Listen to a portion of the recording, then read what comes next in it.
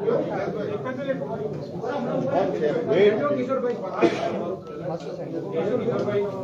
Role आपको role चलो ready roll sir role थोड़ा शांति रखो तो अपना आराम की रोल सर 4 ઓક્ટોબરની રાતે બાયલી ગામના નજીક વડોદરા ગ્રામ્ય પોલીસ જિલ્લામાં એક સેક્સ્યુઅલ અસોલ્ટના કેસ બનતા આ અંગે વડોદરા ગ્રામ્ય જિલ્લાના તાલુકા પોલીસ સ્ટેશનમાં એક ગુના નોંધવામાં આવ્યો હતો, જેમાં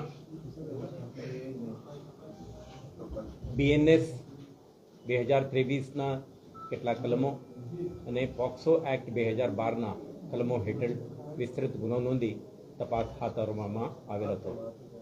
આ બનાવમાં જે વિક્ટિમ છે મૂળ વડોદરા શહેરના રહેવાસી છે અને જે રીતે ઘટનાક્રમ બન્યો હતો આના મહત્વ આના ઇમ્પોર્ટન્સને ધ્યાને રાખીને વડોદરા શહેર પોલીસ વડોદરા ગ્રામ્ય પોલીસને મદદમાં રહી ઇન્વેસ્ટિગેશનમાં ડિટેક્શનમાં આપણા ટીમો પણ જોડાયા હતા। આજે આ ઘટનાની 48 કલાક પછી આ ગુના શોધવામાં શહેર પોલીસની ક્રાઇમ બ્રાન્ચને સફળતા મળી છે। આ આપના સમક્ષ જાહેર કરતા મને આનંદ થાય છે, કેમ કે આ એક હિએનસ ક્રાઇમ જેના લીધે શહેરમાં અને આખા જિલ્લામાં એક સેન્સેશન ઊભો થયો હતો અને આ મહત્ત્વના કેસને શોધી આરોપો સુધી પહોંચવાની આપણે સફળતા મળી છે। આ સમગ્ર ઘટનાક્રમને શોધવા માટે વડોદરા ગ્રામ્ય પોલીસ તો સક્રિય હતી જ। શરૂઆતમાં જ આપણા ક્રાઇમ બ્રાન્ચના ચુનંદા અધિકારીઓના જુદા જુદા ટીમોની રચના કરી હતી, જેમાં ટેકનિકલ ટીમો હતા। તે ઉપરાંત ફિલ્ડ ઓપરેશન માટે પણ આપણા જુદા જુદા ઇન્સ્પેક્ટરો સબ ઇન્સ્પેક્ટરોના ટીમની રચના કરીને આપણે તૈનાત કરી હતી।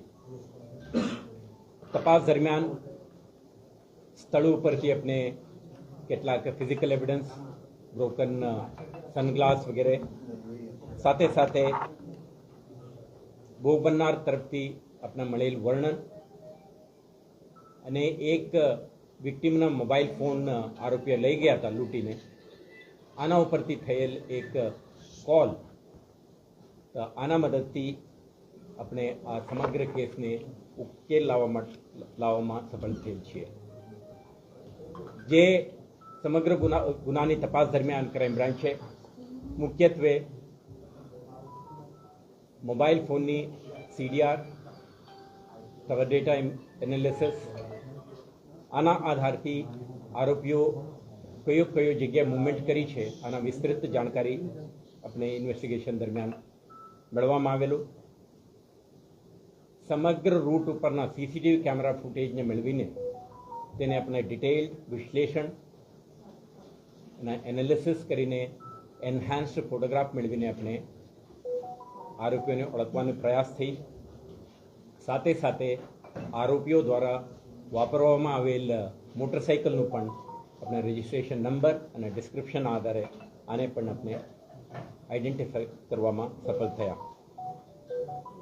તો મોટરસાઇકલ, મોબાઈલ ફોન ડિટેલ્સ, સાહેદો દ્વારા આપેલ વર્ણન અને સ્થળ ઉપર મળેલ અન્ય ફિઝિકલ એવિડન્સના આધારે આજે ક્રાઇમ બ્રાન્ચ આ ગુનામાં સંડોવાયેલ 3 આરોપીઓને આઈડેન્ટિફાઈ કરીને એમને કસ્ટડીમાં લેવામાં સફળ થયેલ છે। તો અત્યારે વડોદરા શહેર પોલીસ દ્વારા કલમ 35(1)C BNSS 2023 અંતર્ગત અટકનું કાર્યવાહી કરીને વડોદરા ગ્રામ્ય જિલ્લાને આગળની તપાસ માટે સુપ્રત કરીએ છીએ। સાથે સાથે તમે જાણો છો કે આ ગુનાના કે ફરિયાદમાં જ ઉલ્લેખ હતો કે બીજા એક મોટરસાઇકલમાં 2 જણા હતા અને આ પણ સ્થળ ઉપર આવેલા હતા। તો આમાંથી પણ આપણે 2 જણા અને એમના મોટરસાઇકલને આઈડેન્ટિફાઈ કરવામાં પોલીસને સફળતા મળી છે। વાળો છે આપણા તાંદાલજા વડોદરા શહેરમાં રહે છે, મૂળ ઉત્તર પ્રદેશના રહેવાસી છે. એ જ રીતે મમતાજ ઉર્ફે અફતાબ સુબેદાર આ પણ વંજારા છે. એ નંબર 1 અક્યુઝ સાથે એમના સંબંધ પણ છે, ઉદાહરણ છે. સાથે સાથે આપણે સમગ્ર ઘટનાક્રમની ઇન્વેસ્ટિગેશન અને ડિટેક્શનમાં આધુનિક ટેકનોલોજીની મહત્તમ ઉપયોગ કરીશ. સીડીઆર, ડેટા એનાલિસિસ, ફોરેન્સિક વિશ્લેષણ, સીસીટીવી ફૂટેજની સ્માર્ટ એનાલિસિસ માટે જુદા જુદા ટૂલ્સની ઉપયોગ આપણા ટીમે સારી રીતે કરીશ. અને સાથે સાથે વડોદરા શહેર પોલીસ અને રૂરલ પોલીસના સમન્વયની પણ એક સારો ઉદાહરણ છે.